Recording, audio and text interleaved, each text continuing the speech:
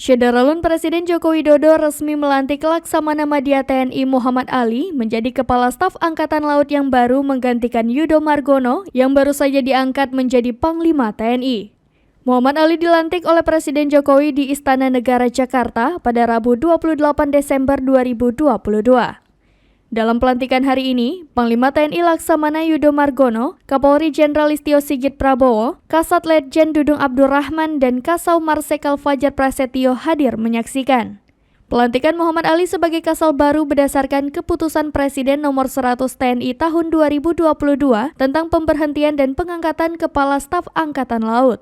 Setelah resmi menjabat sebagai Kasal, Laksamana Madya Muhammad Ali naik pangkat satu tingkat lebih tinggi menjadi Laksamana. Muhammad Ali melaporkan harta kekayaannya pada Komisi Pemberantasan Korupsi pada 31 Desember 2021 lalu, saat dirinya masih menjabat sebagai Panglima Komando Gabungan Wilayah Pertahanan 1. Menurut laporan harta kekayaan penyelenggara miliknya, Muhammad Ali hanya memiliki satu bidang tanah dan bangunan yang berada di Bekasi, Jawa Barat. Kendati demikian, nilai properti miliknya itu bernilai 1.750 juta rupiah. Dari total harta Muhammad Ali senilai 7 miliar lebih, sumber kekayaannya yang terbesar berasal dari kas dan setara kas mencapai angka 4.500 miliar lebih.